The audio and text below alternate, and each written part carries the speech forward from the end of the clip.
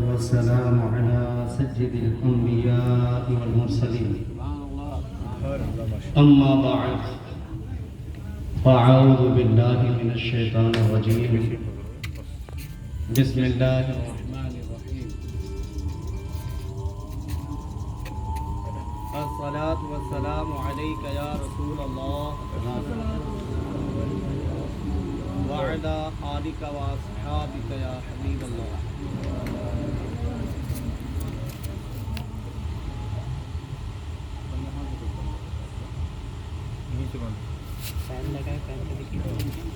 الصلاة والسلام عليك يا نبي الله وعلى آلك وأصحابك يا نور الله مدینہ۔ پیارے محبوب، دانا غیوب منزہ عن العیوب صلی اللہ تعالی علیہ وسلم پر درود و سلام پڑھنے کے بے شمار فضائل و برکات ہیں، اور تمام ائمہ و محدثین نے اپنی اپنی تصنیف کے اندر نبی کریم رؤوف الرحیم صلی اللہ تعالی علیہ وسلم پر درود کے فضائل تحریر فرمائے۔ بعد القرآن، یعنی قرآن کے بعد جو سب سے افضل ترین کتاب ہے بخاری شریف۔ ظاہر سی بات ہے کہ جب قرآن کے بعد سب سے افضل کتاب ہے اہل ایمان کے نزدیک، تو پھر مصنف کتنا افضل ہوگا۔ امام بخاری علیہ رحمہ ان کی پہلی کتاب، پہلی تصنیف، قلم اٹھانا سیکھا تھا، تحریر شروع کی تھی حصول برکت کے لیے میرے نبی کے حدیث پاک نقل کی، تاکہ ان کی کتاب برکت والی ہو اور انہیں صحیح حدیث کے مجموعوں کو جمع کرنا آسان ہو جائے۔ آپ نے کتاب لکھی التاریخ الکبیر، اور اس کتاب میں ایک حدیث نقل کی، قال النبی صلی اللہ علیہ وسلم ان اللہ وکل من قبل ملکا۔ نبی کریم صلی اللہ علیہ وسلم نے ارشاد فرمایا کہ اللہ کریم نے میری قبر انور پر ایک فرشتے کو مقرر فرمایا، ایک فرشتے کی ڈیوٹی لگائی، ایک فرشتے کو خادم دربار بنایا۔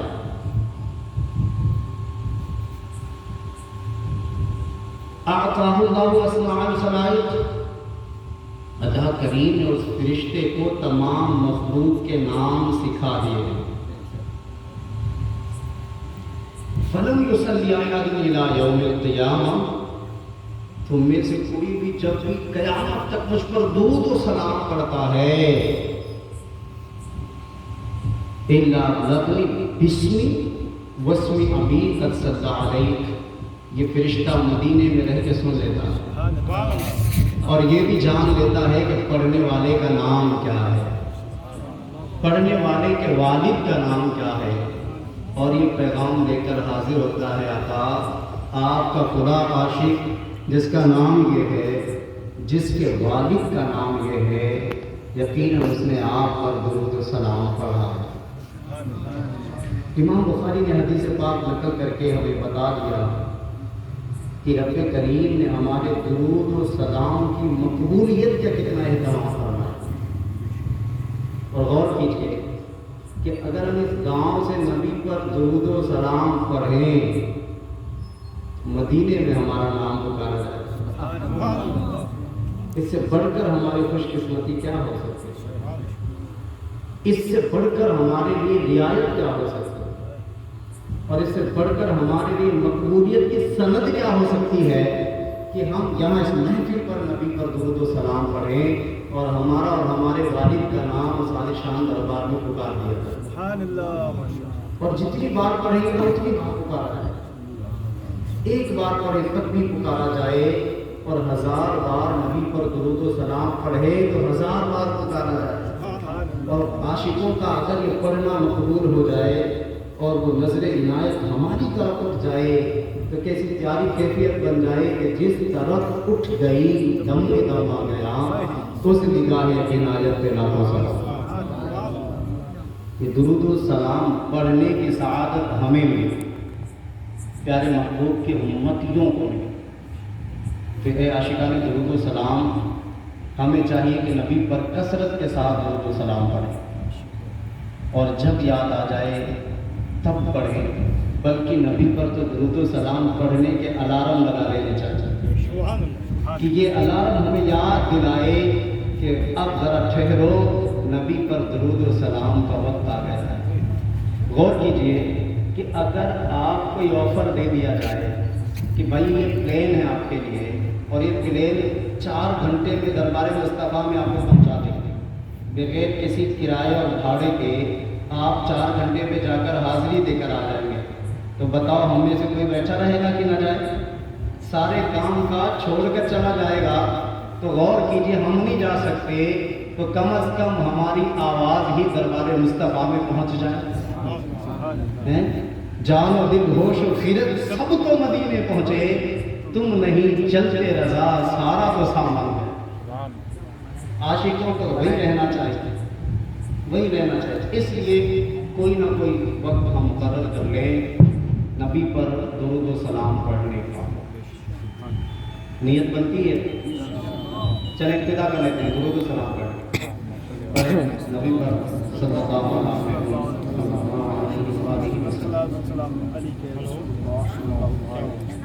پیارے محترم اسلامی بھائیوں، یاد رہے کہ ایک سوال آتا ہے، میرے پاس بھی آیا، باقاعدہ بیان کرنے سے پہلے میں عرض کر دوں تاکہ آپ کو بھی اطمینان مل جائے. میرے پاس بھی سوال آیا کہ سوال یہ آتا ہے کہ آپ لوگ محفل میلاد کیوں کرتے ہیں؟ یہ تو سوال عاشق کہے گا ہی، کیوں کرتے ہو؟ عاشق تو نہیں بولے بھئی کیوں، تو امتی کو کیوں کیا اختیار کس نے دیا؟ امتی کو کیوں کہنے کی اختیار دیا کس نے؟ سوال تو یہ ہونا چاہیے کہ محفل میلاد کیوں نہیں کرتے؟ کیا بات ہے، سبحان اللہ، سمجھ رہے؟ بے شک یہ سوال ہونا چاہیے. یہ کون سا جاہلانہ سوال ہے کہ کیوں کرتے ہو؟ کیا بات ہے، کیا بات ہے. یہ تو جاہلوں کا ہے، پڑھے لکھوں کا نہیں ہے. اب رہا کہ کیوں کرتے ہو، ایک نہیں، اس موضوع پر صرف عربی زبان میں ہزاروں کتابیں ہیں کیوں کرتے ہیں. علامہ ابن حجر الہیثمی المکی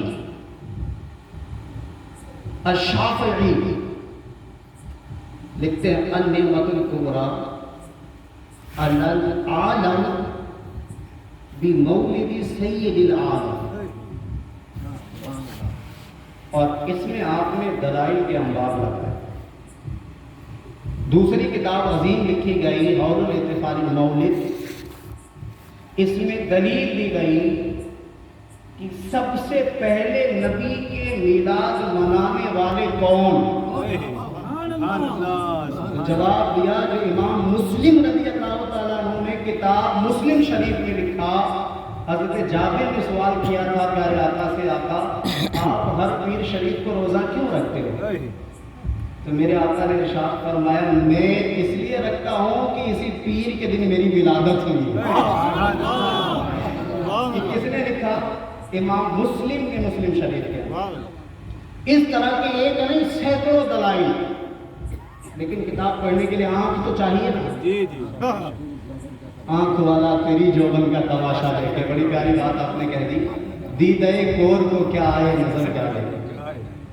میرے پاس ابھی عربی زبان کی تقریباً 17 سے زائد کتابیں ہیں جن میں دلائل موجود ہیں، لیکن وہ سب چھوڑو، دلیلیں ہر ایک کو نظر نہیں آئے گی. چند دلیلیں جو کس نے کیا کہا آئیے وہ سنتے ہیں. عربی عبارت، پھر ہم اپنے موضوع کی طرف آئیں گے. تو ویسے ہی کینسل ہو چکی ہے. یہ کینسل ہو گئی تھے، تو چلے یہ بھی آپ کے ساتھ تھوڑا دیر بیٹھنے کا موقع ملے گا، لیکن دوسری کوئی ترکیب کر دیں۔ قال ابو بکر صدیق رضی اللہ تعالی عنہ، جانتے ہیں من انفق درہما علی قراءت مولد الرسول صلی اللہ علیہ وسلم کان رفیقی فی الجنہ۔ حضرت ابو بکر صدیق رضی اللہ تعالیٰ عنہ نے ارشاد فرمایا کہ جو کوئی میرے نبی کے محفل میلاد پر 1 درہم خرچ کرے وہ جنت میں میرا پڑوسی ہے۔ اچھا، جن کے ذہنوں میں اعتراض بستا ہونا وہ بھی یہ حضرت ابو بکر رضی اللہ عنہ کی سنیں۔ میں نہیں کہتا کہ آپ اعلیٰ حضرت بریلوی کی سنو، میں نہیں کہتا کہ آپ مجدد الفانی کی سنو، نہیں، آپ حضرت سیدنا ابو بکر کی سنو جو انبیاء کے بعد سب سے افضل ترین ہیں۔ بعد الانبیاء سب سے بلند درجہ حضرت ابو بکر صدیق کا، کیا فرماتے؟ 1 درہم خرچ کرنے والا جنت میں میرا پڑوسی ہوگا۔ تو بھائی جیسے پڑوس چاہیے وہ میلاد مصطفیٰ پر درہم خرچ کرے۔ اچھا، اب دوسرے صحابی اور دوسرے خلیفہ وقال عمر بن الخطاب رضی اللہ تعالی عنہ من عظم مولد النبی صلی اللہ علیہ وسلم فقد احیا الاسلام، کہ جس نے میرے محبوب کے ولادت کی تعظیم کی اس نے اسلام کو زندہ کر دیا۔ اس نے اسلام کو کیا کیا؟ زندہ کیا۔ تو محفل میلاد کرنا یہ اسلام کو زندگی دینا، کیونکہ امتی کو سیرت مصطفیٰ کا پتہ چلتا ہے، اور یہ میرے نبی ہی ہیں جنہوں نے کائنات کو جینے کا طریقہ سکھایا۔ تو حضرت عمر نے فرمایا میرے نبی کی ولادت پر تعظیم کرنا گویا کہ اسلام کو زندگی دینا ہے۔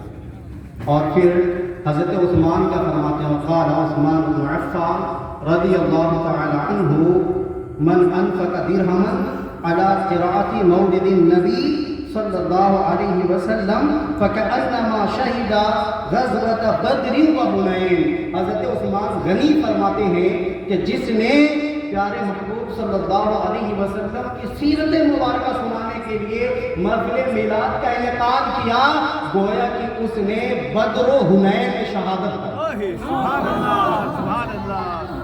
ہمیں تو موقع نہیں ملا تھا نا بدر میں جانے کا، جنگ بدر میں شرکت کا موقع نہیں ملا تھا، جنگ حنین میں نہیں جا سکے تھے، لیکن یہ آفر دے دیا حضرت عثمان غنی نے کہ محفل میلاد مناؤ گویا تم نے بدر میں شہادت پائی۔ سبحان اللہ، یعنی ثواب ایسا ہے محفل میلاد منانے کا۔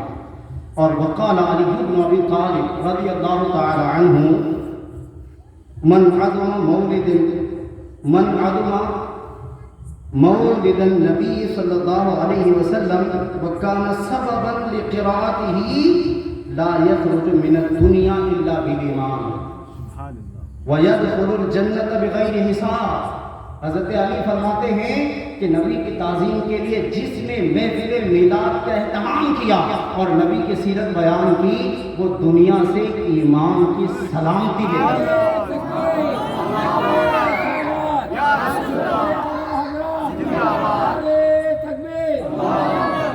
اور دوسرا سنو فرمایا کہ وہ جنت کے بغیر حساب کے داخل ہو جائے گا۔ جنت پانے کا بہترین ذریعہ۔ اب چلیں اللہ اور اولیاء کرام کا سنتے ہیں۔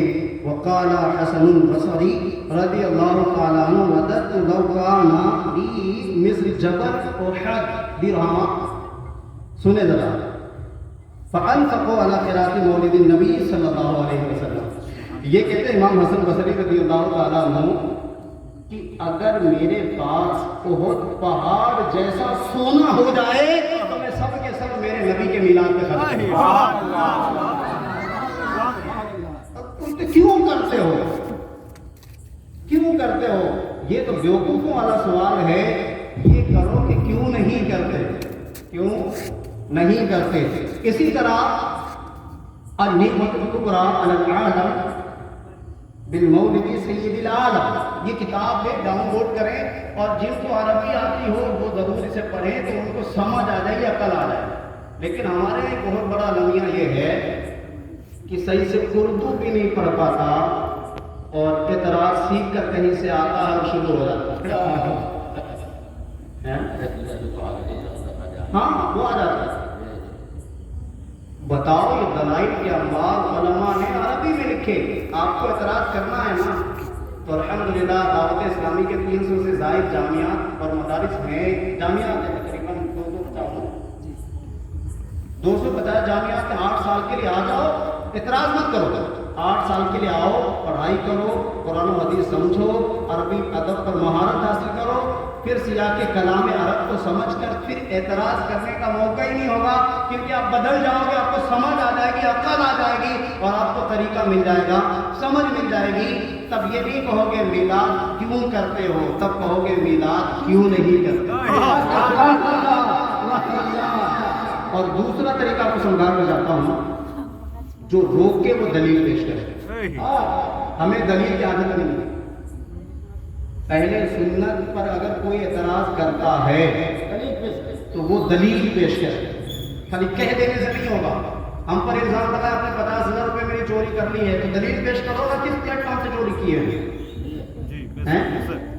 بس کہتے ہیں کہ چور ہے، پیسے چور ہے، دلیل کیا ہے آپ کے پاس. اور یاد رکھیں کسی چیز کو منع نہ کرنا یہ اس کے جائز ہونے کی دلیل ہے. یہ اس کے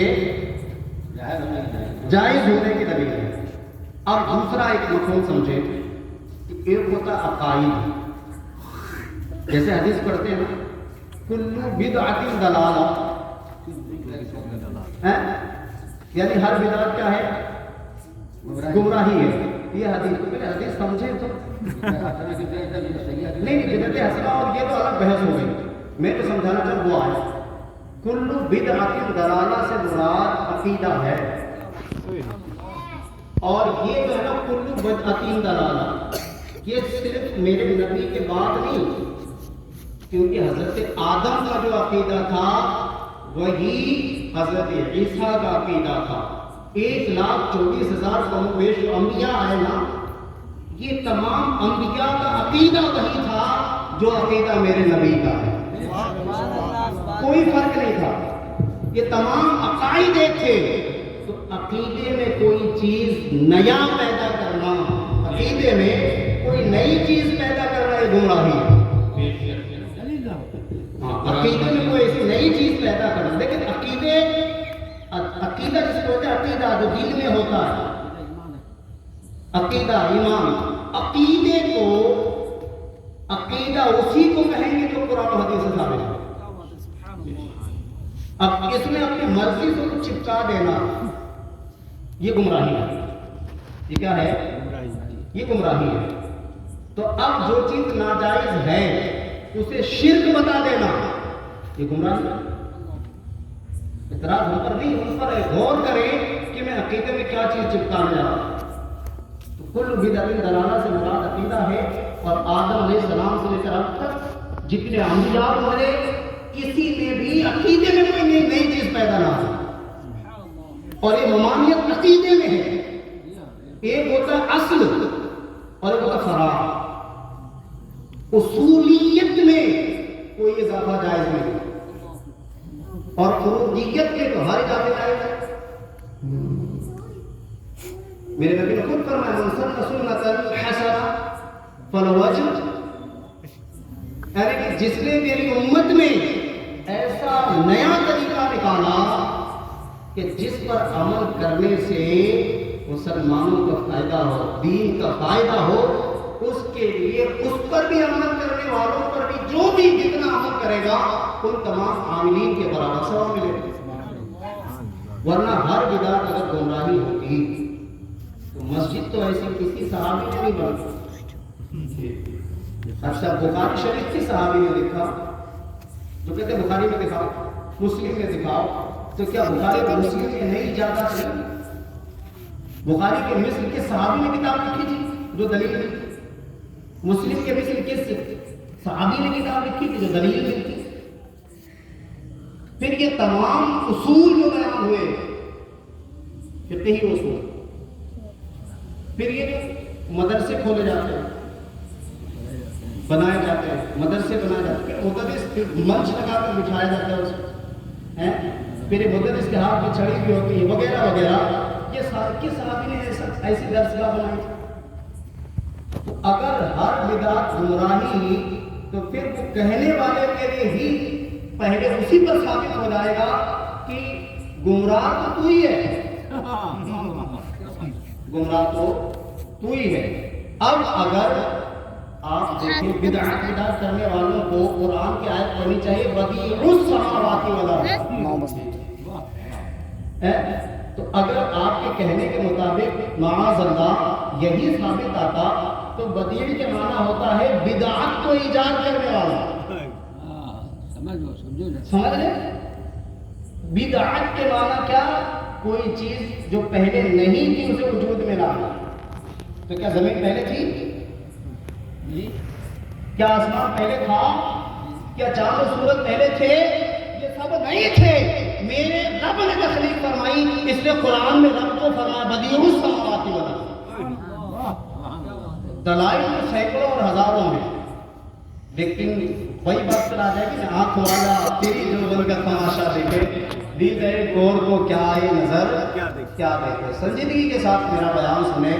یہ چند ضمنی باتیں میں نے آپ سب کو عرض کر دی کہ یہ اس پر ثابت رہے، اور جو بھی ہم پر اعتراض کرے یا جس کے بھی ذہن میں اعتراض آئے، شیطان کی طرف سے کوئی وسوسہ آ جائے تو اس وسوسے کو غور کرتے ہوئے اس پر دلیل تلاش کرے، دلیل تلاش کرے کہ آیا یہ کہنا میرے لیے جائز بھی ہے یا نہیں.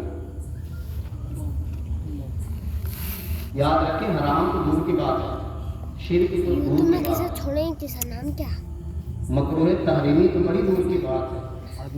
صرف مکروہ تنزیہی کسی چیز کو کہنے کے لیے قرآن و حدیث کی دلیل چاہیے. دلیل اس لیے چاہیے کہ اسے مکروہ تنزیہی کہے، دلیل وہ دے گا.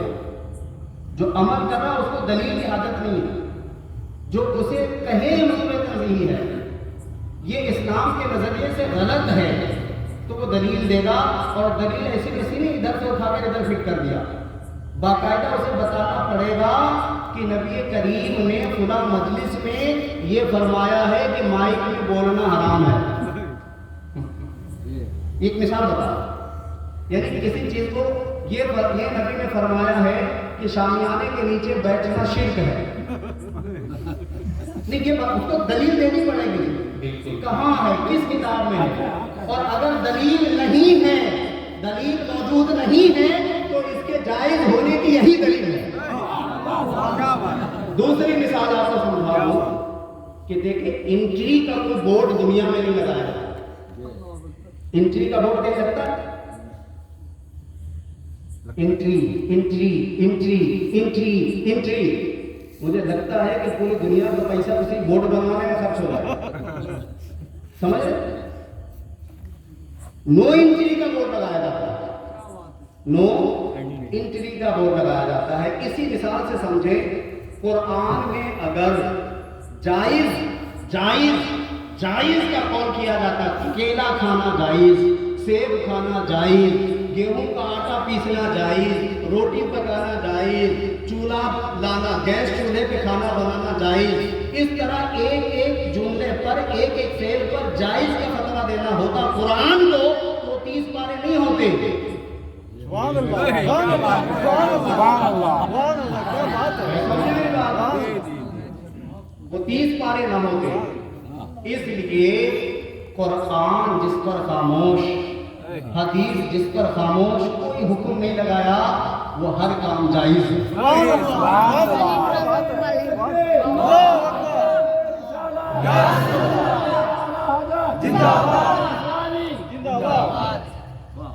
اگر کوئی کسی کام کو ناجائز کہے، حرام کہے، شرک کہے تو دلیل کون دے گا؟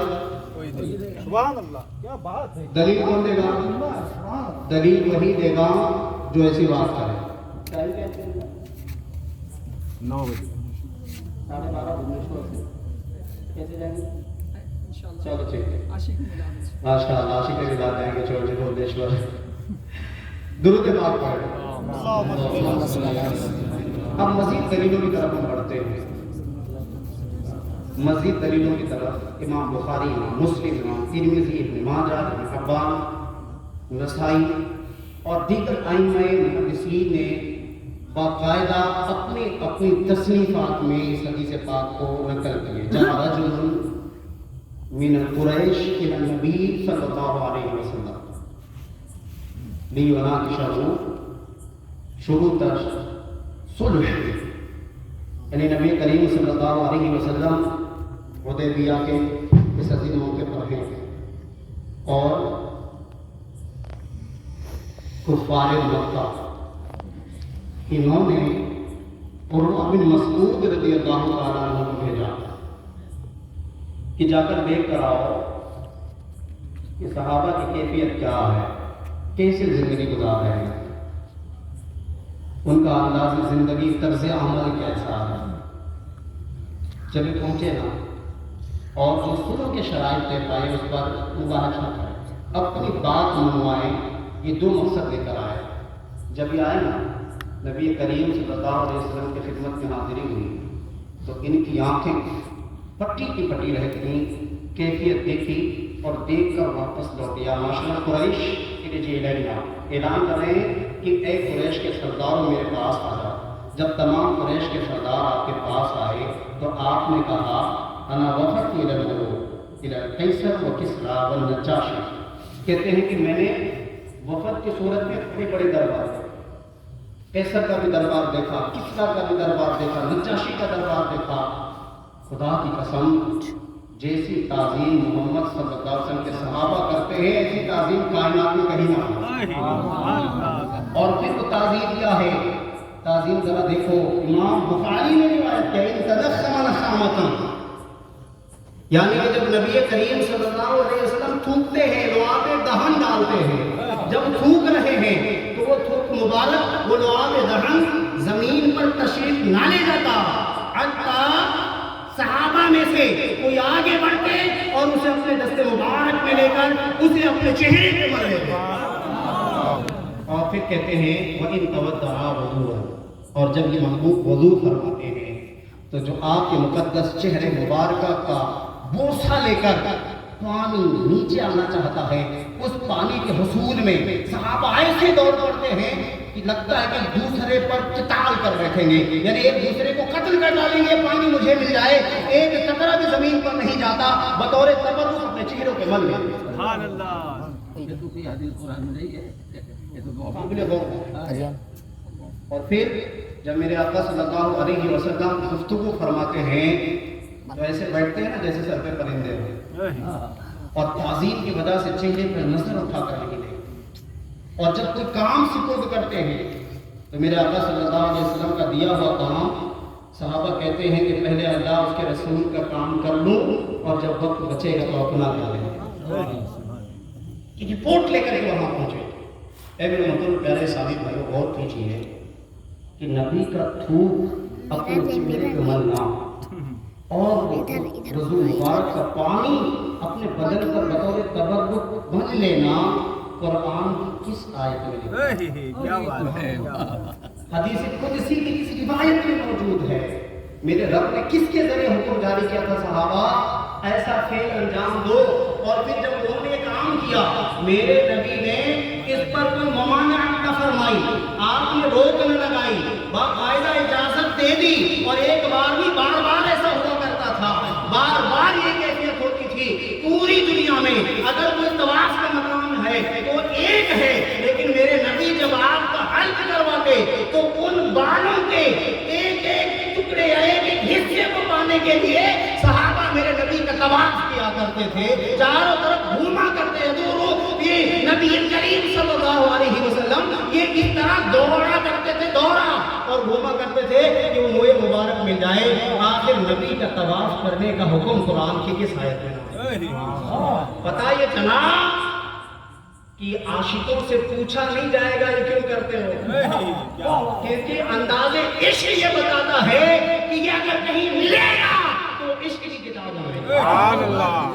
आशिक का अंदाज न बुखारी में, न मुस्लिम, न तिरमिज़ी में, न इब्न माजा, न इब्न हिब्बान, न दीगर जितनी किताबें हैं, ये आशिक का अमल जो इश्क के इंतहा तक पहुंच करके अमल में आए, वो किसी किताब में नहीं, उसी आशिक के सीने में महफूज। जो अंदाज सहाबा के सीने में महफूज था और मेरे नबी ने समझ से रोका, तो समझ से रोका नहीं, तो ये नहीं पूछा जाएगा क्यों करते हो।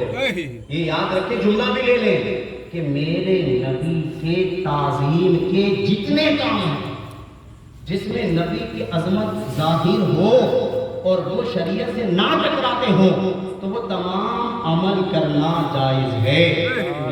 और दूसरा जुमला सुन लो कि अगर उस ताज़ीम नबी के काम से, उस काम को देखकर अगर चेहरे पे बशासत आ जाए, मुस्कुराहट आ जाए, तो पता चल जाता है इस काम से खुश हो रहा है, गोया कि ये नबी का आशिक। हाँ, और जिसका चेहरा उतर जाए तो कहीं ना कहीं कुदूरत जरूर होगी, क्योंकि अगर जिससे थोड़ी नफरत हो ना, वो अच्छा जुब्बा पहन कर आ जाए तो भी मुंह टेढ़ा हो जाता है, अच्छी गाड़ी आ जाए तो भी दिल टेढ़ा हो जाता है। क्यों? कुदूरत पाई जा रही है। तो देखें, ताज़ीम नबी के जितने काम हैं, जैसे जुलूस मिलाद, ये क्या है? ताज़ीम नबी के काम में से है और उर्फ में है। उर्फ है, क्या है? उर्फ है। अब रहा कि अगर उसमें कोई गलत चीज शामिल हो जाए, ये तो जायज है, लेकिन आप कहेंगे भाई इसमें औरतें आ गई या फिर ढोलक लेकर आ गया, ये दलील भी दी जाती है, ढोलक बजता है और यूं होता है तो यूं होता है। आप बताइए कि पूरी बाजार में खरीदारी जायज है, लेकिन अगर कोई नंगे सर वाली औरत आ गई तो क्या उस पूरी मार्केट को बंद कर दिया जाएगा? क्या मिसाल है।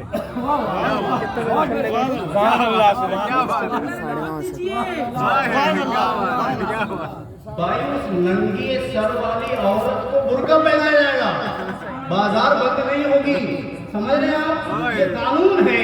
तो मेरे नबी का जुलूस बंद नहीं होगा। अगर कोई खराब बात आ गई तो उसे खारिज कर दो।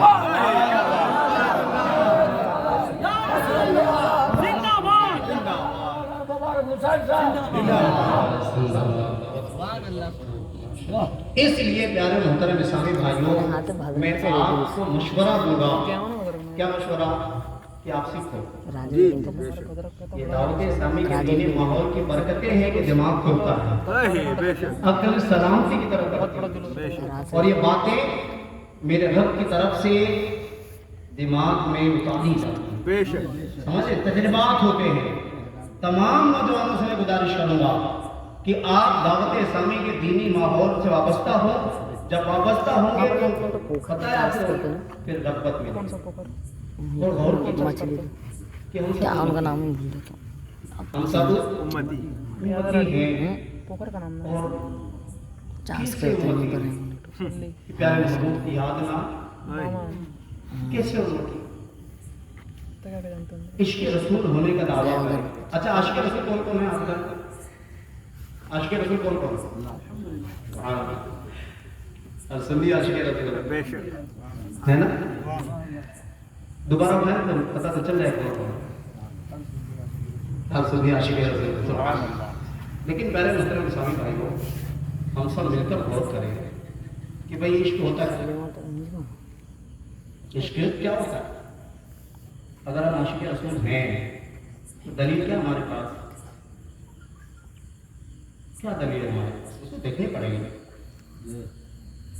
इमाम गज़ाली ने मुकाशिफ़तुल क़ुलूब में हज़रत ज़ुदैख़ा रज़ियल्लाहु तआला अन्हा का इश्क़ बयान किया। किचन में जाती सब्ज़ी उठाती तो आंसू बह जाते, काटती नहीं वापस लौट जाती कि उनकी नज़र में उस सब्ज़ी पे हज़रत यूसुफ का नाम लिखा हुआ। दरवाजे के 70 से ज़ायद पर्दे थे, लेकिन वो जिस पर्दे पर नज़र उठाती वहाँ हज़रत यूसुफ नज़र आते। उनका इश्क था। आसमान की तरफ जब नज़र उठाती तो जितने सितारे होते हैं उन सब सितारों पर हज़रत यूसुफ का जलवा नज़र आता। पानी का गिलास लेती कि पानी पिए, لیکن حضرت یوسف کا عکس نظر آتا، آنسو بہ جاتے، پانی منہ کے اندر آ جاتا۔ یہ عشق کی کرامت تھی، یہ پیار کا ایک انداز تھا۔ کیا واقعی ہمارے اندر ایسی کیفیت ہے؟ آؤ سنجیدگی کے ساتھ، یہ تو کسی اور کی دلیل کی میں نے عرض کر دی، اب ہمیں کیا کرنا ہے اس طرف بڑھتے ہیں۔ سنجیدگی کے ساتھ سمجھیں، عاشق کے لیے کم از کم 4 شرطیں چاہیے، تب اسے عاشق کہا جائے گا۔ ان 4 شرطوں میں پہلی شرط بیان کی، الحرص علی رؤیتہ وصحبتہ صلی اللہ علیہ وسلم ویکون حقهما من اشد ای شیء آخر کی دنیا، یعنی کہ عاشق کے لیے شرط یہ ہے کہ پیارے محبوب کو دیکھنے اور ان کی صحبت پانے کی ایسی حرص ہو کہ دنیا کا بڑے سے بڑا عزیز اس کے حرص کا مقابلہ کر سکے۔ اور اگر پیارے محبوب کی زیارت نہ ملے، پیارے محبوب کی صحبت نہ ملے، تو اسے ایسا غم لاحق ہو جائے کہ دنیا میں کسی قیمتی سے قیمتی شے جو سب سے اعلیٰ ترین شے ہے وہ چھن جائے، تو جتنا اسے غم لاحق ہو اس سے کہیں زیادہ عاشق کو غم لاحق ہوتا ہے۔ یعنی ایسی کیفیت بلکہ عاشق اسے کہتے ہیں کہ میرے محترم پیارے اسلامی بھائیوں، پتہ یہ چلا کہ ہماری آنکھ کھلے نا تو وہاں سے نکل رہنا تھا، آج کی رات بغیر دیکھے گزر گئی۔ ایسی کیفیت ہماری ہونی چاہیے۔ یہ ہوتا عاشق، عاشق تو تڑپتا ہے، عاشق تو بگڑتا ہے، جب تک آنکھ کھلی رہتی ہے یہ تڑپتا رہتا ہے، اور آنکھ جب بند ہوتی ہے تو دل کی آنکھ کھلتی ہے، محبوب کی زیارت کرتے رہتا ہے۔ اگر ایک تڑپ ہماری پائی جائے اور آنکھ بند ہو جائے اور پیارے محبوب آ جائیں، اس کو اٹھتے ہی یہ مقدر چمک جان کہہ سکتے ہیں کہ آج کی رات میں مجھے کامیاب کر۔ یہ انداز تھا عاشق کا۔ اب رہا کہ ایسے عاشق کا دنیا میں تھے، کیا ایسے عاشق تھے؟ یقیناً تھے۔ حضرت عائشہ صدیقہ رضی اللہ تعالیٰ عنہ روایت کرتی ہیں، جاء رجل من النبی صلی اللہ علیہ وسلم فسلم وقال، میرے آقا کی بارگاہ میں ایک شخص حاضر ہوا، آنکھوں سے آنسو جاری تھے، چہرہ بالکل پیلا پڑ گیا تھا، کیفیت بالکل تبدیل تھی، ایسا لگتا تھا کہ ان کے جسم سے کسی نے خون نچوڑ دیا، آنسو گرتے گرتے نشان بن گئے تھے، نشان بن گئے تھے، نشان۔ پیارے محبوب صلی اللہ علیہ وسلم نے ارشاد فرمایا، ما ہوا یا سودا، کہتے ہیں سودا تمہیں کیا ہوا، کہ کہیں درد ہے یا اپنے غم میں مبتلا ہو گئے، آخر یہ حالت تمہاری کیسے ہو گئی؟ روتے روتے عرض کرتے ہیں، آقا کئی دنوں سے چین نہیں آیا، کئی دنوں سے نیند نہیں آئی، کیفیت بالکل عجیب ہو گئی ہے، میں اپنے گھروں میں ہوتا ہوں، اچانک آپ کی یاد طرف آتی ہے، اپنے گھر سے اٹھتے ہیں، آپ کے دربار میں آ جاتے ہیں، آپ کا روح منور دیکھ لیتے ہیں، بے قراری قرار میں بدل جاتی ہے، بے سکون سکون میں تبدیل ہو جاتی ہے، آقا بے قرار دل کو قرار مل جاتا ہے، ایک انرجی مل جاتی ہے، طاقت مل جاتا ہے۔ آقا ہم سوچتے ہیں کہ کل کا دن ہوگا، آپ کے درجے بلند ہو جائیں گے، آقا آپ انبیاء کے درجے میں ہوں گے، اگر اللہ کی رحمت سے مجھے جنت مل بھی جائے تو جنت میں امتی کے درجے میں ہوں گا، اور آپ انبیاء کے درجے میں بلند ہوں گے۔ آقا یہاں جب یاد آتی ہے تو نہ بنگلہ رکاوٹ بنے، نہ گاڑی رکاوٹ بنے، نہ کاروبار رکاوٹ بنے، نہ فیملی کے ممبر رکاوٹ بنے، نہ گھر کی دیواریں رکاوٹ بنے، نہ بارات رکاوٹ بنے، نہ لہلاتی کھیتیاں رکاوٹ بنے، نہ کاروبار اور بزنس رکاوٹ بنے، لیکن آقا جب جنت میں آپ کی یاد آئے گی، جب آپ کا غم ستائے گا، جب آپ کی صحبت کی تڑپ پیدا ہوگی، جب آپ کی زیارت کے لیے آنسو نکلیں گے آقا، تو آپ تو انبیاء کے درجے میں ہوں گے اور ہم امتی کے درجے میں ہوں گے، آقا وہاں پہ درجے رکاوٹ بن گئے، آپ کی زیارت نہ کر سکیں، آپ کی صحبت سے محروم ہو جائیں گے، اس لیے آنسو بہ رہے ہیں۔ فلم یرد علیہ النبی صلی اللہ علیہ وسلم، میرے آقا نے کوئی جواب نہ دیا، یہاں تک کہ حضرت جبریل علیہ السلام حاضر ہو گئے، قرآن کی آیت لے کر آ گئے، من یطع اللہ ورسولہ فاولئک انعم علیہم من النبیین والصدیقین والشہداء والصالحین۔ یعنی حضرت جبریل آ گئے اور یہ خوشخبری سنا دی اے صوبان ہم نہ کرو ان کی اطاعت کرتے ہوئے ان کی محبت کا چراغ اگر اپنے سینے میں جلا کر لے کر چلے گئے اور دنیا سے ان کا عشق لے کر جانے میں کامیاب ہو گئے، زندگی بھر ان کی اطاعت کرتے رہے اور جاتے جاتے ان کے عشق کا چراغ سینے میں سجا کر چلے گئے، تو گھبراؤ نہیں، غم نہ کرو، جنت میں تمہیں انہی کپڑوں سے سبحان اللہ، نعرہ تکبیر، نعرہ رسالت، سرکار کی آمد، طٰہٰ کی آمد، یاسین کی آمد، ذرا زور سے بولو، ذرا اونچا بولو، مرحبا یا مصطفیٰ۔ میرے محترم پیارے سامع بھائیو، آپ سب تھوڑا دیر آنکھ بند کریں اور غور کیجئے کہ حضرت ثوبان رضی اللہ تعالیٰ عنہ اپنے بیٹے کی موت پر نہیں آنسو بہا رہے، اپنے والد کے انتقال پر آنسو نہیں بہا، ان کا کوئی کاروبار چلا گیا اس پر آنسو نہیں بہہ رہے، ان کے گھر کا کوئی فرد ان سے دور ہو گیا وہ اس پر آنسو نہیں نکلتے۔ آج ہم بھی آنسو بہاتے ہیں، آج ہم بھی روتے ہیں، لیکن کسی عزیز کے انتقال پر کوئی نعمت چھن جائے تو اس پر آنسو نکلتے ہیں، لیکن اس پر نہیں رو رہے۔ یہ رو اس لیے رہے کہ آقا جب دل چاہتا ہے آپ کی زیارت کرتے ہیں، جب گھبراتا ہے تو آپ کی صحبت پا لیتے ہیں، لیکن آقا جب جنت میں طرف پیدا ہوگی تو کیسے دیکھیں، کیسے زیارت کریں؟ یعنی صحابہ کی زندگی اور ہماری زندگی میں کتنا فرق ہے۔ اسی پر بس نہیں، صحابہ تو ان کا یہ ذہن تھا، ان کا یہ عقیدہ تھا، صحابہ کرام کا یہ عمل تھا، وہ کہتے تھے ہی نہیں عمل کر کے دکھاتے تھے۔ آقا رب نے یہ پیر بھی دیا ہے تو آپ کے صدقے میں، یہ ہاتھ دیا ہے تو آپ کے صدقے میں، یہ کان دیے تو آپ کے سننے کے لیے، آقا یہ آنکھیں دیے تو آپ کی زیارت کے لیے، یہ ان کا ذہن تھا۔ حضرت عبداللہ بن زید رضی اللہ تعالیٰ عنہ صحابی رسول سے کان یعمل فی حدیقتہ، یہ اپنے باغ میں کام کر رہے تھے، ان کا اپنا باغ تھا، ان کا ذاتی باغ تھا، اس میں کام کر رہے تھے۔ فَآتَاهُمْ فَأَخْبَرَهُ أَنَّ النَّبِيَّ صلی اللہ علیہ وسلم کا توفی، اتنے میں ان کا شہزادہ آ گیا اور اس نے خبر دے دی ابو جان پیارے محبوب کا وصال ہو گیا ہے۔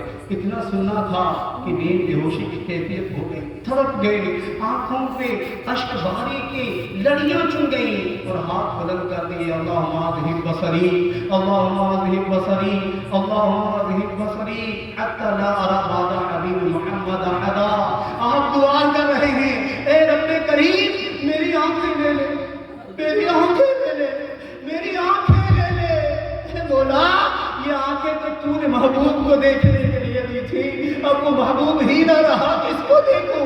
میں نہیں چاہتا کہ اب محبوب کو دیکھنے کے بعد یہ آنکھیں کسی اور کو دیکھیں۔ راوی کہتے ہیں کہ ابھی آپ کا ہاتھ نیچے بھی نہیں آیا تھا، آپ کی بینائی چلی گئی، آپ نابینا ہو گئے۔ کیسا ذہن تھا صحابہ کا کہ محبوب یہ آنکھیں بھی آپ کی، ہم بلا رہے کہ آنکھیں نہیں چاہیے، یہ تو آپ کے دیکھنے کے لیے ملی تھی۔ اے عاشقان رسول، اگر ہم عاشق ہیں تو کیا کوئی ایسی رات گزری کہ پوری رات کروٹیں بدلتے رہے، آنسو بہتے رہے، زبان پر درود و سلام اور پیارے محبوب کی لو لگی رہی دل میں، پوری رات نیند نہ آئی، اس کیفیت میں گزری کہ آقا جب اپنا بنا لیا، کلمہ پڑھا دیا، امتی میں شامل کر دیا، رب کی پہچان کرا دی، تو آقا آپ کو دیکھنے کے لیے آنکھیں ملی تھی، کیا بغیر آپ کو دیکھے دنیا سے چلے جائیں؟ کیا بغیر آپ کی زیارت کی دنیا سے ہم چلے جائیں؟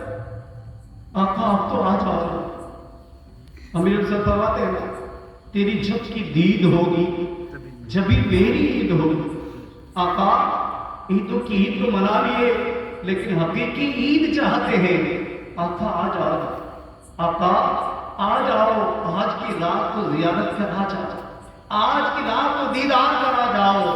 اور میرے آقا کی شان ہے، رب نے اختیار دیا ہے، جس امتی کے گھر جب چاہے تشریف لے جاتے ہیں، جب چاہے جس کی قسمت چمکانے پہنچ جاتے ہیں، بلکہ کیفیت یہ ہوتی ہے، علماء کہتے ہیں سنا ہے آپ ہر عاشق کے گھر تشریف لاتے ہیں، میرے گھر میں بھی ہو جائے چراغ ہمارا۔ قریب کہتے میرے آقا ہزاروں کی قسمت چمکا چکے. الحمدللہ دعوت اسلامی کے دینی ماحول سے وابستگان میں آپ کے اسٹیج پر بھی ایسے فرد موجود ہیں جنہوں نے پیارے محبوب کو دیکھا.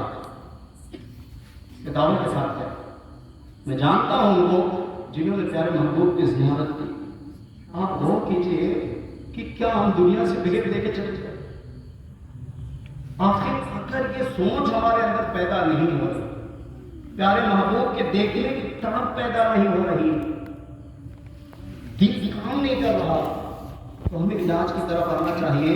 کہیں ایسا تو نہیں کہ دل میں کوئی وائرس داخل ہو، دل میں کوئی کمی آ گئی ہو. آخر یہ دل پیارے محبوب کے لیے طرف پیدا کیوں نہیں کرتا؟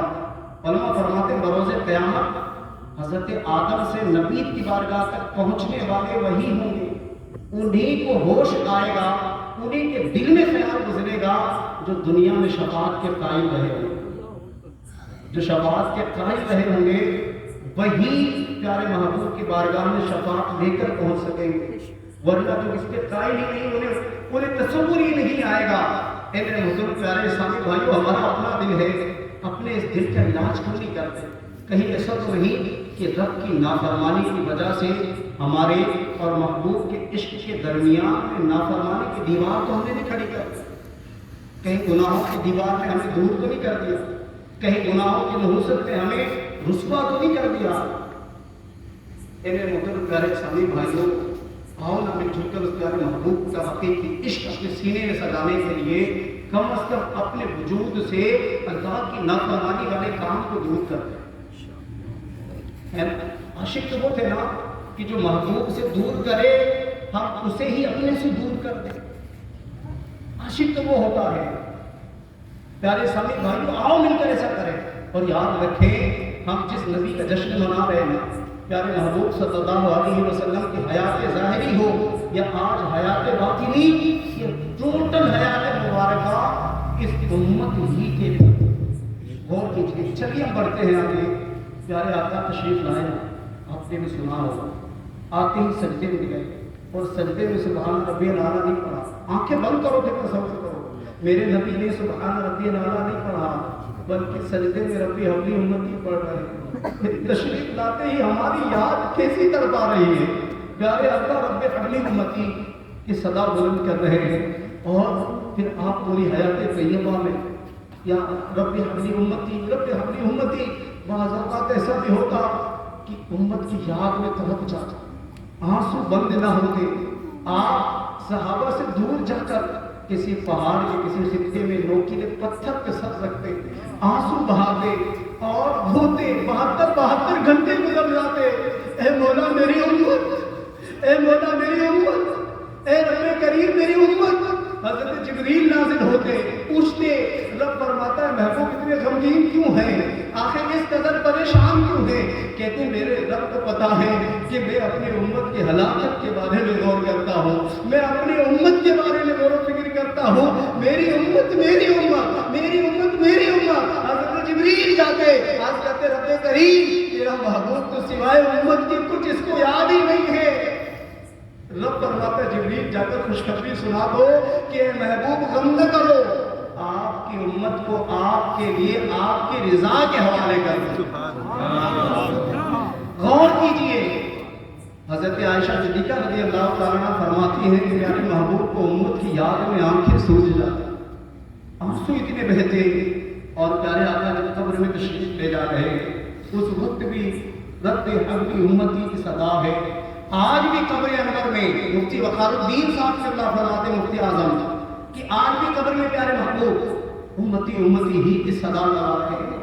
اور جو امام بیہقی نے، امام ابن ماجہ نے اور دیگر ائمہ محدثین نے حدیث پاک نقل کی بروز قیامت انبیاء کے لیے سونے کے ممابر بچھائے جائیں گے، سونے کی کرسیاں بچھا دی جائیں گی. سارے انبیاء اپنی اپنی کرسیوں پر جا کر جلوہ بار ہو جائیں گے. میرے آقا فرماتے ہیں کہ میں اپنے کرسی پر نہیں بیٹھوں گا، میری کرسی خالی رہے گی. کبھی کبھی صراط پر جا کر سجدہ کر کے اپنے رب سے عرض کروں گا مولا میری امت پل سے گزرنے والی ہے، میری امت کو آسانی کے ساتھ پل سے گزار دے. تو کبھی یاد آئے گا کہ میری امت پیاسی मुल्सरात पार करके मशक्कत झेल कर आ रही हौज़ कौसर पर पहुंच कर अपनी उम्मत को पानी पिलाऊंगा तो कभी याद आएगा कि मेरी उम्मत जहन्नम के करीब न पहुंच गई हो। मेरे आका वहां जाकर दरोगे जहन्नम से पूछेंगे, ये तो बताओ सही मेरा कोई उम्मती जहन्नम में तो नहीं गया है। मेरे आका वहां से निकाल कर जन्नत की तरफ लाएंगे। मेरे आका इरशाद फरमाते हैं, मैं अपने कुर्सी पर नहीं बैठूंगा उस वक्त तक कि कहीं ऐसा ना हो कि मैं अपनी कुर्सी पर बैठूं और मेरा रब फरमाए मोहम्मद काम हो गया, आप जन्नत जाओ और मैं जन्नत चला जाऊं और मेरे बाद मेरी उम्मत भुगतती थी मेरी उम्मत भुगतती थी। मैं अपनी कुर्सी पर नहीं बैठूंगा। ऐ आशिकाने रसूल, हम कैसे उम्मती है कि जिस नबी ने अपनी पूरी हयात तय्यबा इस उम्मत के सुपुर्द कर दी, जिसे न कल चैन का इस उम्मत के लिए न आज और न मैदान महशर में सुकून मिले। जब तक उम्मत का एक एक फर्द जन्नत में दाखिल ना हो जाए, ये महबूब बस तड़पता है। कुरान में इसी को हदीसुन अलैकुम फरमाया कि मेरा नबी हमारे भलाई के चाहने में कितना अरीस है कि जब तक एक भी बाकी रहे जन्नत में कदम ना रखे। और प्यारे इस्लामी भाइयों, आज हम कैसे उम्मती, थोड़ी देर के लिए गौर कीजिए कि वो नबी हमारे लिए सब कुछ तज दे और आज हम दुनिया में होते हुए उस नबी को तकलीफ पहुंचाते, उस नबी को गम में दाखिल कर दे, उस नबी को तड़पा दे हम। हाँ, सही बात कर रहा हूं। सही हदीस से साबित है कि प्यारे महबूब की बारगाह में उम्मत के अमाल पेश किए जाते हैं। उम्मत के अमाल डेली पेश किए जाते हैं। अब जरा गौर कीजिए कि फरिश्ते जाकर बोले, आका आपका ये फुला उम्मती देखो ना, आज आपके इस उम्मती ने झूठ बोला, आपके इस उम्मती ने आज शराब पी ली, आका आज आपके उम्मती ने बदनिगाही कर दी, आका देखो ना आपकी इस उम्मती ने आज फजर की नमाज नहीं पढ़ी, आका ये आपका उम्मती आज जोहर के नहीं आया, आका आज आपका ये उम्मती देखो ना इसने फुला फुला काम किए। आप गौर कीजिए कि जब प्यारे आका की बारगाह में हमारी नेकियां पेश होती हैं, आमाल सालिहा पेश होते हैं तो आका खुश हो जाते हैं। लेकिन जब यही बुरे आमाल, गंदे आमाल हमारे पेश होते हैं तो मेरे आका गमगीन हो जाते हैं। क्या हम इसीलिए रोटी खा रहे हैं, क्या इसीलिए चावल खा रहे हैं कि यहाँ बैठकर मदीने में अपने नबी को गमगीन कर उनको दुख पहुंचा? आप खुद तसव्वुर कीजिए कि आपका अपना इकलौता बेटा हो, एक उधर से आए और बोले देखो आपका बेटा कितना खराब है कि उसने गुल्ली डंडे से उसका जो है ना सर फोड़ दिया।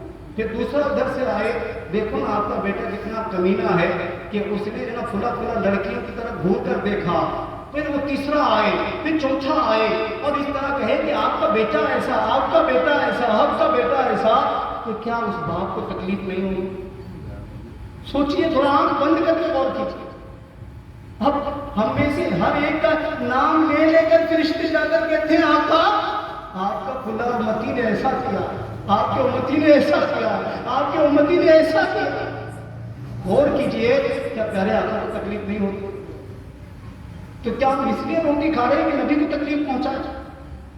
क्या इसलिए हमारे जिस्म में खून है कि हम नबी को तकलीफ पहुंचाए? है प्यारे महबूब के उम्मती, हे आशिकाने रसूल, आज से नियत कर लो ना कि हमारे जो डबल 12 घंटे का एक एक सेकंड गुजरेगा ना, इन एक एक सेकंडों में प्यारे महबूब को राजी करें।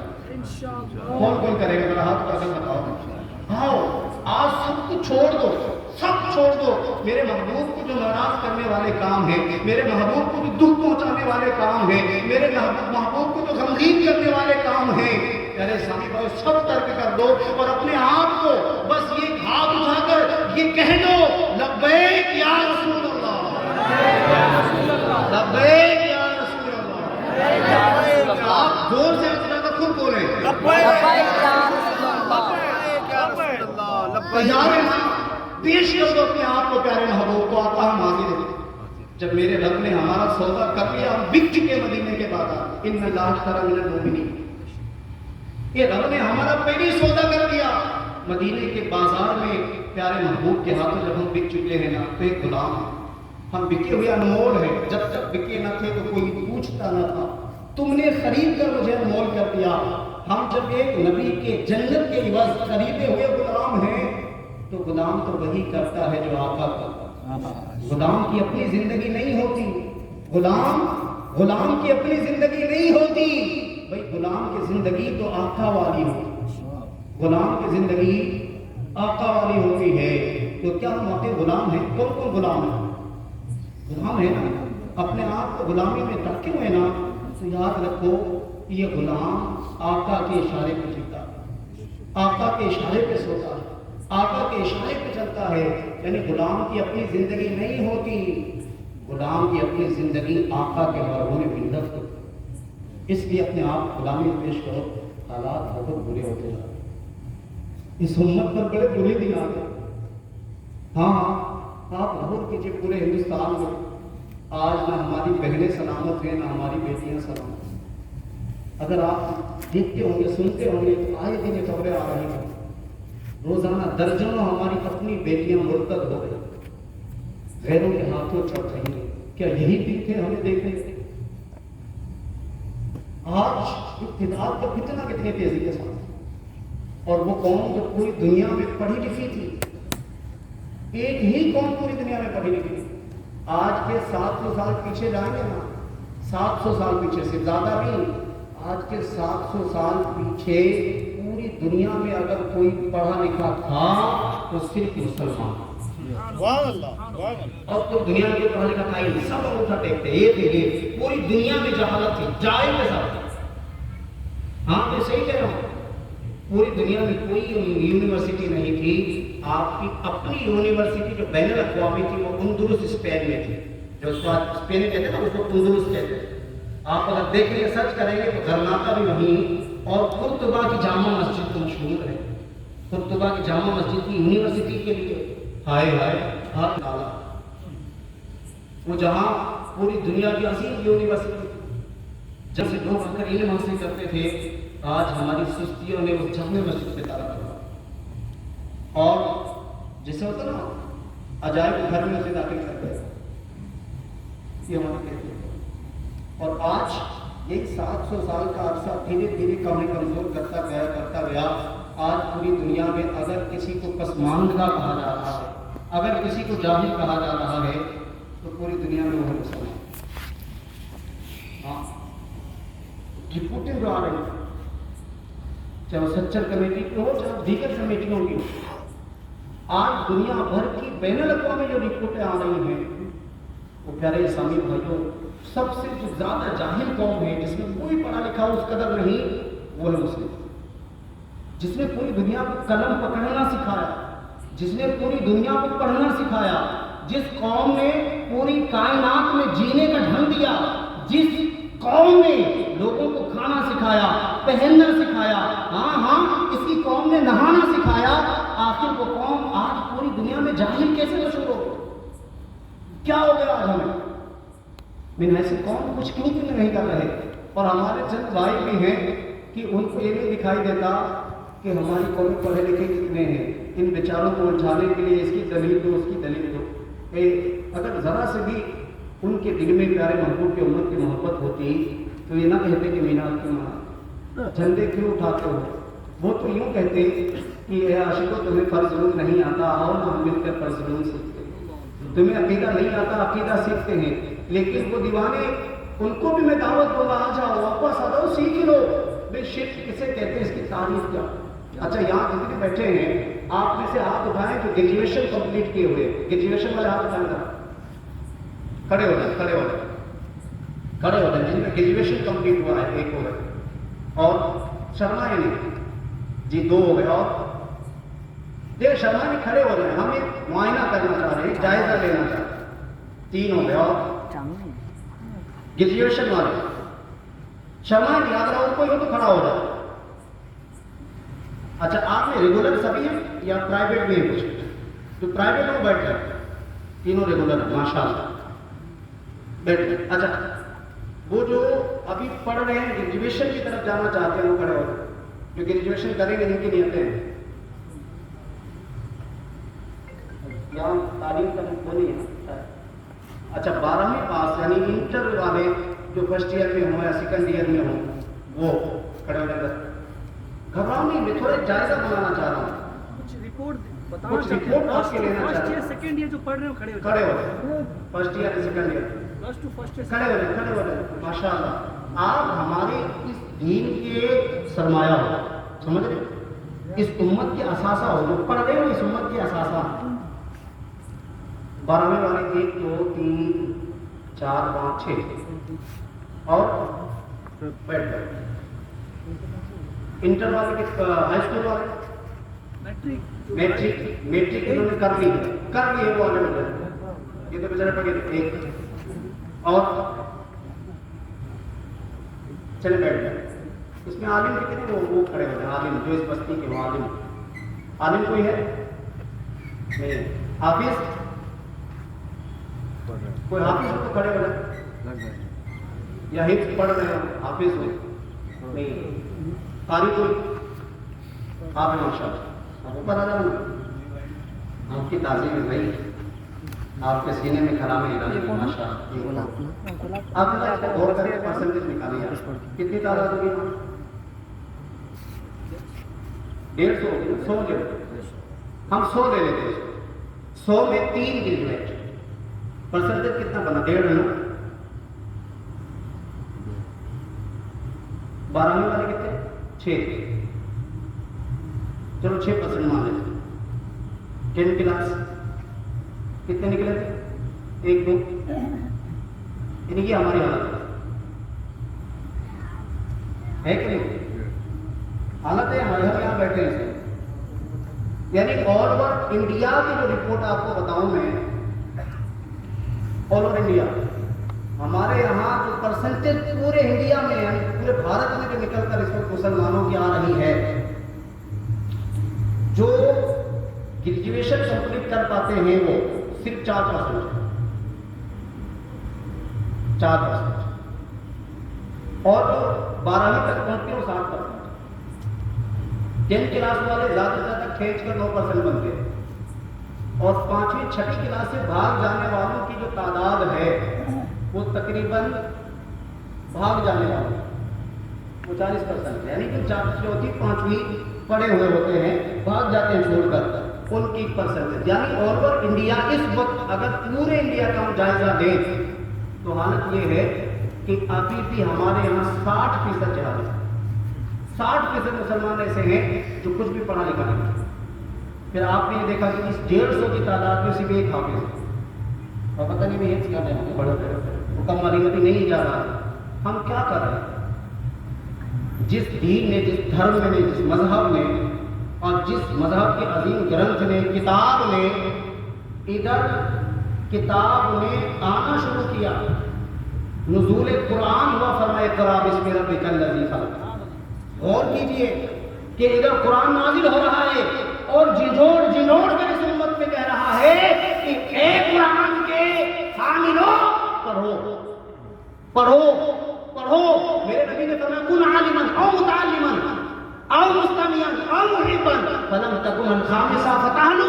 आलिम बनो, आलिम बनो, ये पहला खिताब उम्मती से। आलिम नहीं बन सकते मुतअल्लिम बनो, अगर ये भी नहीं हो सकता तो इल्म की बातें तवज्जो के साथ सुनने वाले बनो, अगर ये भी नहीं हो सकता तो इल्म उलमा से मोहब्बत करने वाले बनो, 5वां मत बनना वरना हलाक हो जाओ। इन 4 में से एक होना चाहिए। हम गौर करें 4 में से कौन सा है। हज़रत बकी बिन मखलद रज़ियल्लाहु अन्हु को जब हदीस पहुंची तो उसी अंदलुस से बगदाद सफर कराए 5812 किलोमीटर बनता है, 5812 किलोमीटर पैदल चलकर नबी के इस फरमान पर अमल करते हुए कि मेरे नबी ने कहा है आलिम बनो।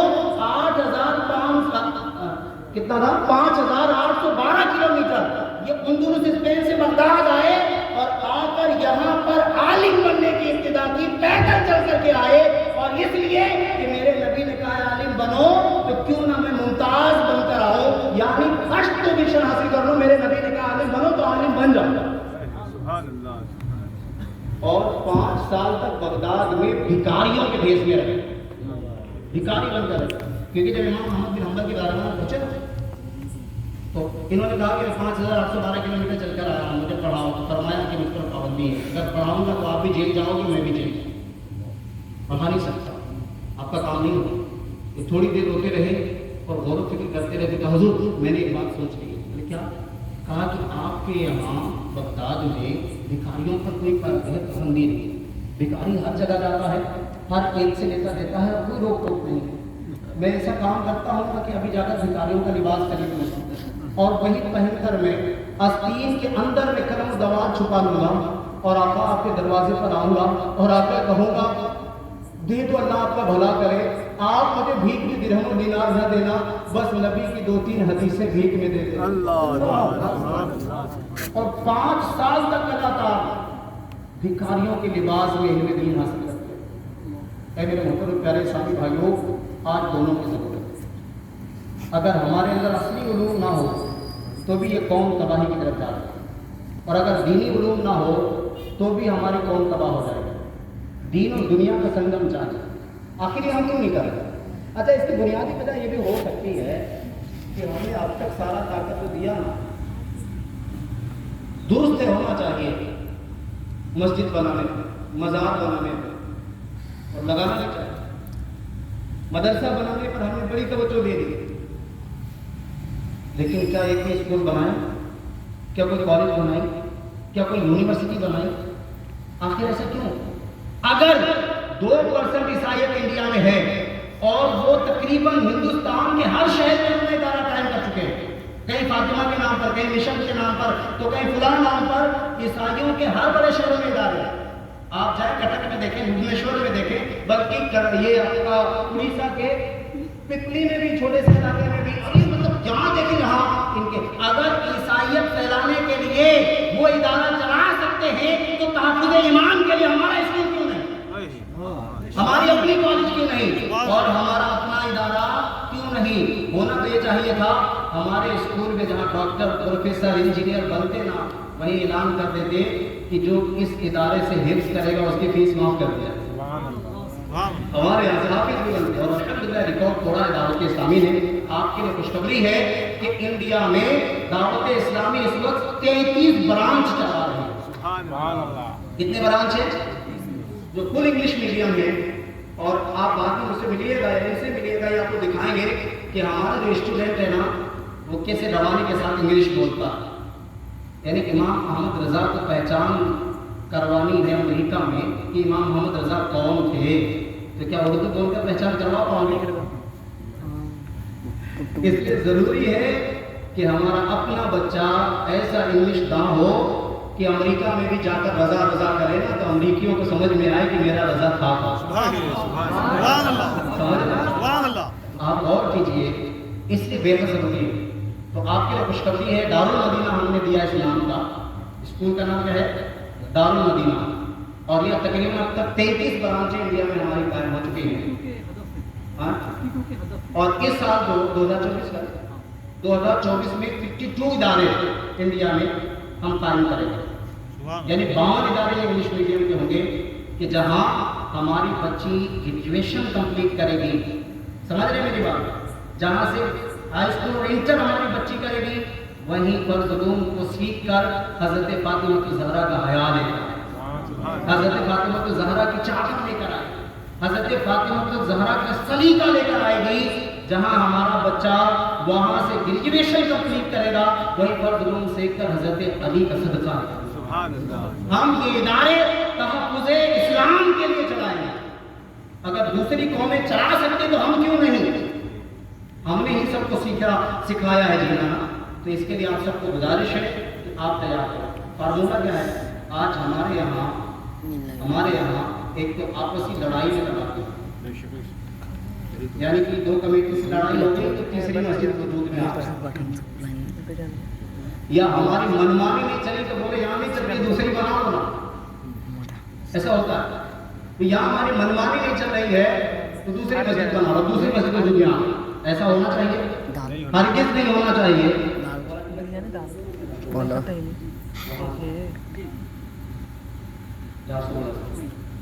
ایسے محترم پیارے سامنے میں آؤ آگے بڑھیں، مل جل کر ہم چلیں، دعوت اسلامی انڈیا کا ساتھ دیں اور اپنے اداروں کی طرف ہم بڑھیں۔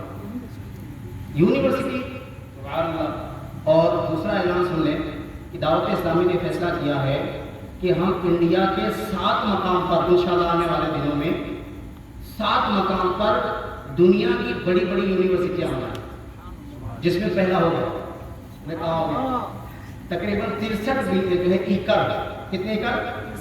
63 एकड़ जमीन गुजरात के भरूच का नाम सुना होगा, गुजरात के भरूच में 63 एकड़ जमीन की रजिस्ट्री हो चुकी है। जिसे पता है आपको सिर्फ 2.5 बीघे पर मस्जिद होगी जिसमें एक वक्त में 10,000 नमाजी नमाज पढ़ेगा।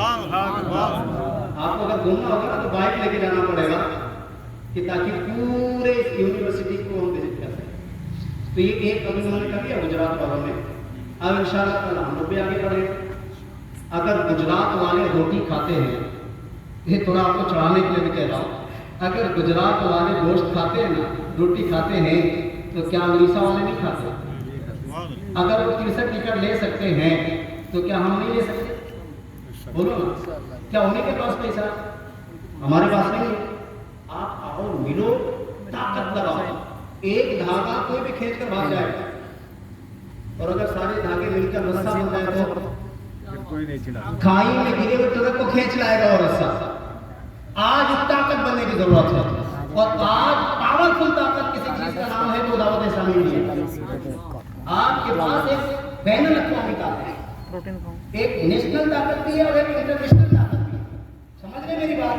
इसलिए सब मिलकर के आगे बढ़ो, इस उम्मत को कुछ देकर जाओ। अब राजस्थान का वाकया फिर इंशाअल्लाह सलाम इस तरह पढ़ते हैं। एक वाकया भी हिला देने वाला, शायद आपका भी जायजा से बन सकता है। अभी राजस्थान के जब मैं दौरे पर था, कई डिस्ट्रिक्ट का मेरा सफर हुआ गाँव की तरफ है। एक गांव जो 600 घर की आबादी पर मुश्तमिल था, 600 घर के उस गाँव में। मैंने उनमें से पूछा कि भाई यहाँ पर बीड़ी, सिगरेट, गुटखा, पान और इस तरह की जो चीजें हैं, एक घर पर खर्चा कितना होता है एक दिन का?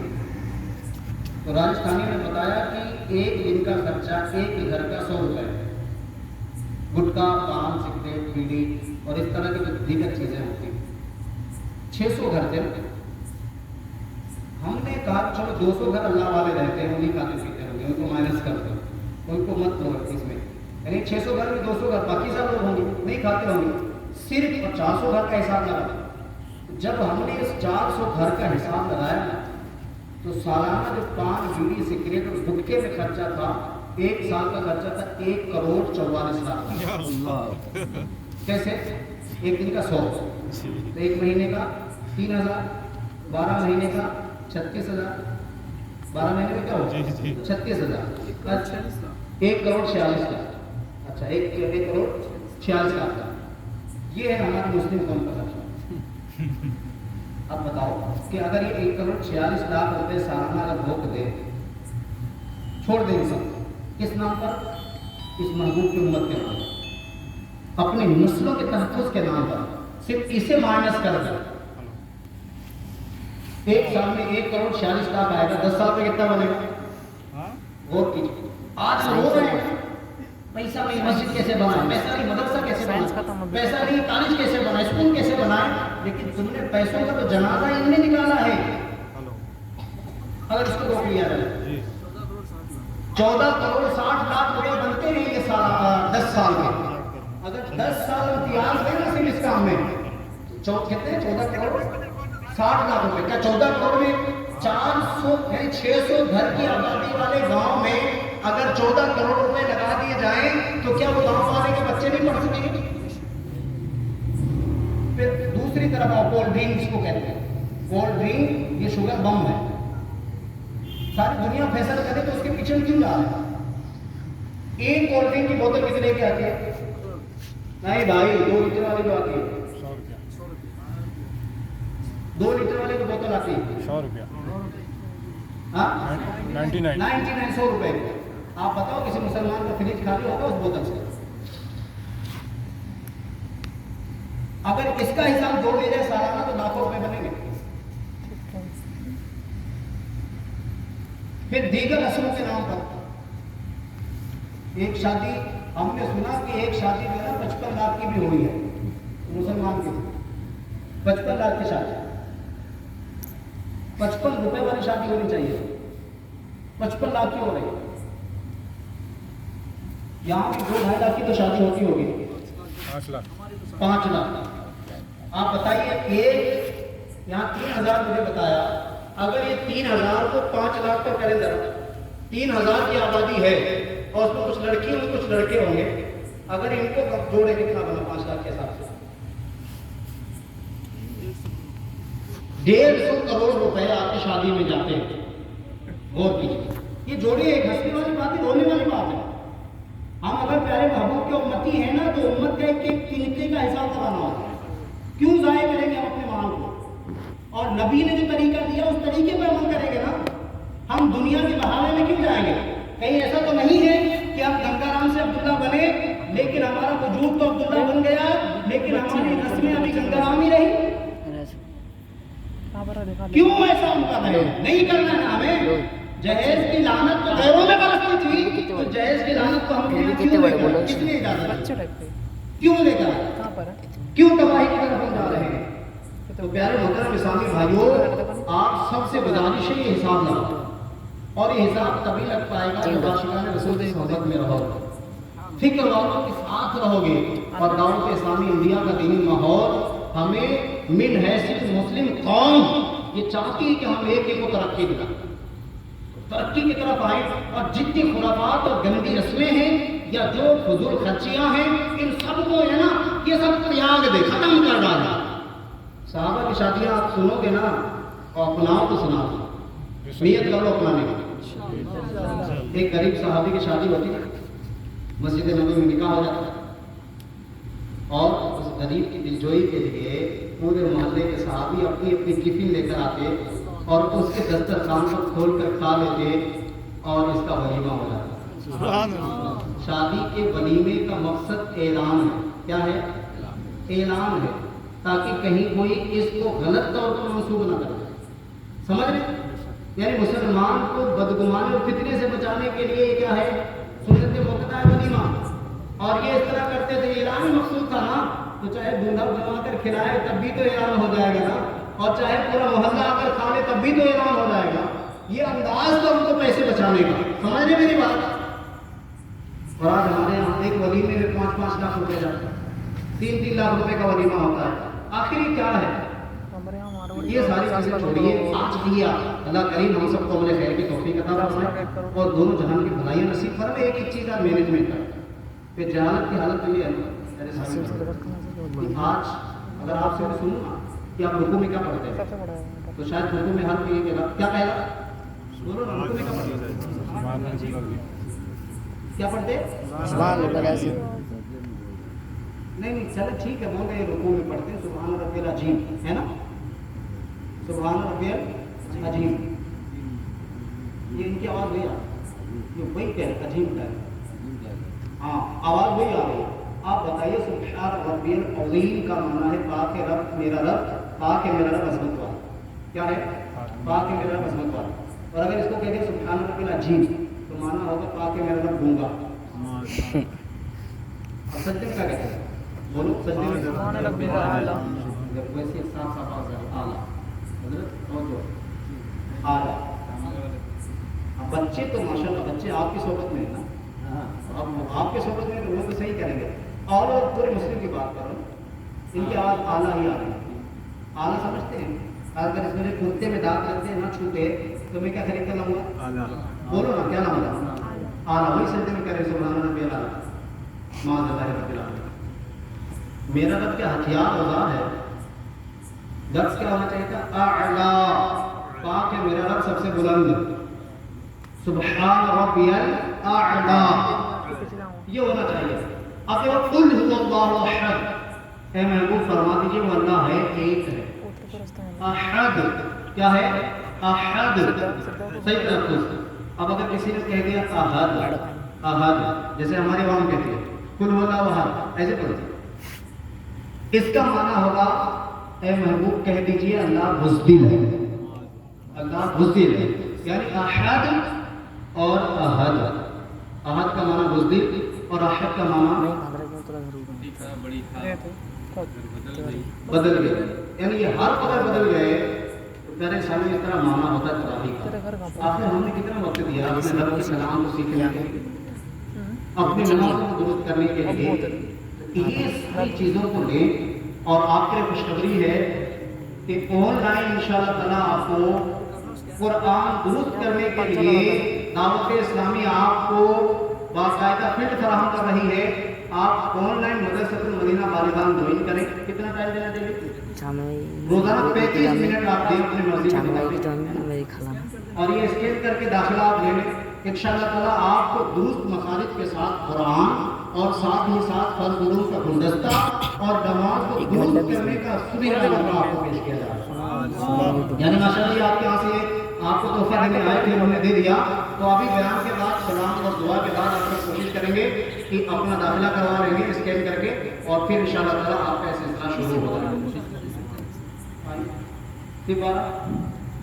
कारी साहिबान उसी हिसाब से हम 12 ही देंगे। सारा एक लिमिट है, 1 महीना के बाद सिर्फ 12 में से 12।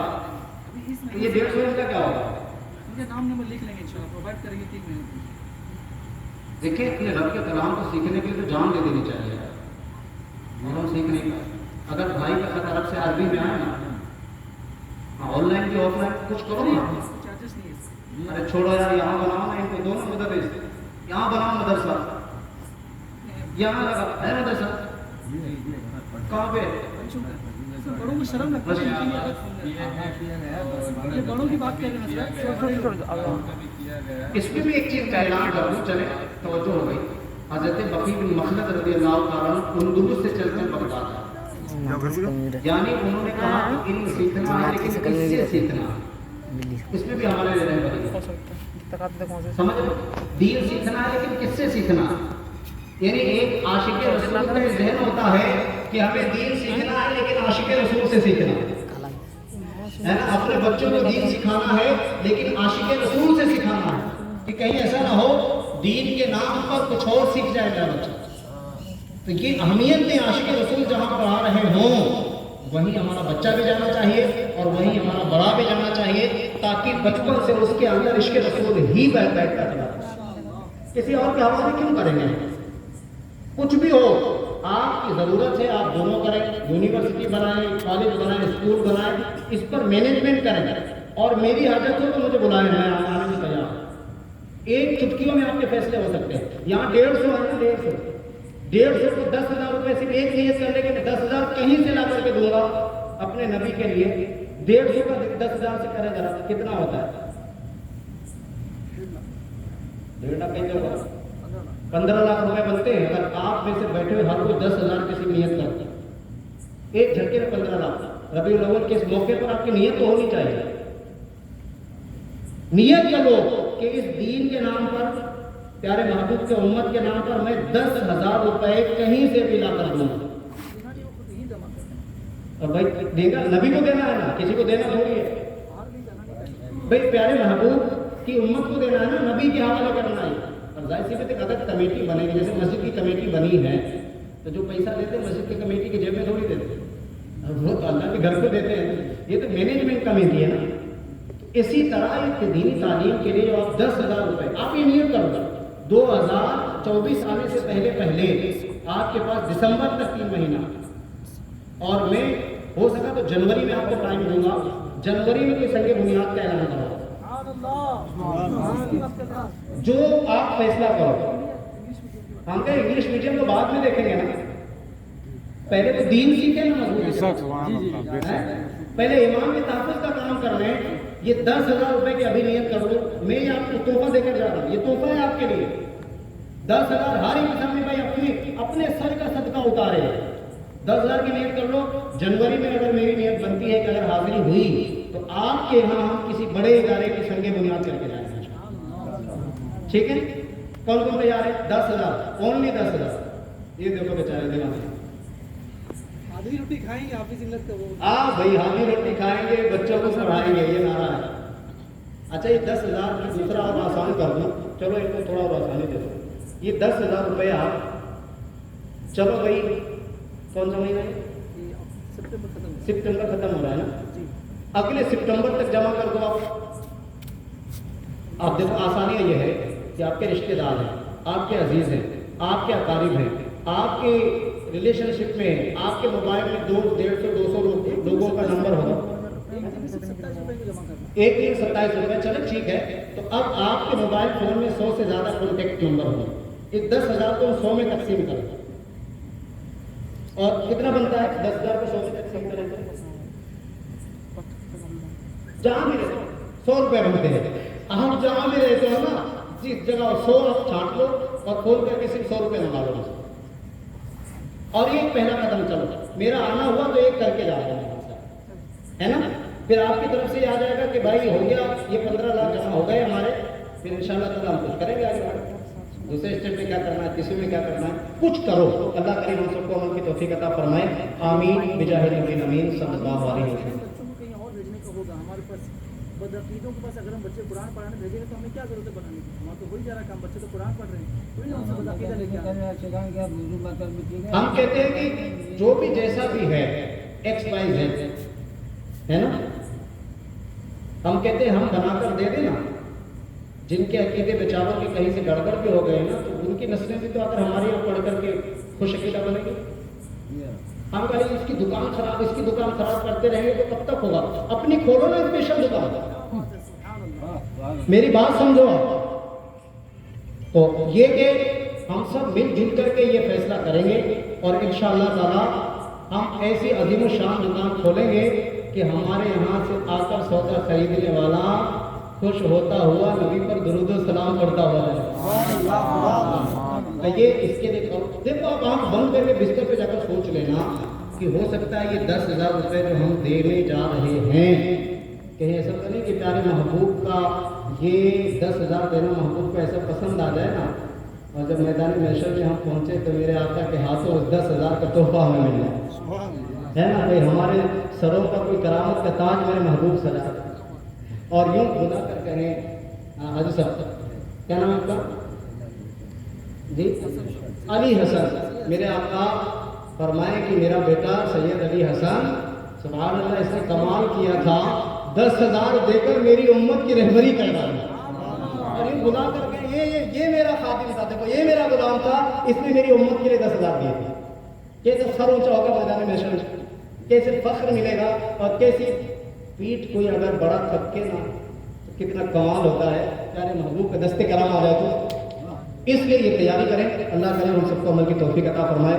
آمین بجاہ نبی الامین صلی اللہ علیہ وسلم. وآخر دعوانا الحمد للہ رب العالمین. استغفر اللہ ربی من کل ذنب واتوب الیہ. لا الہ الا اللہ محمد رسول اللہ. آئیے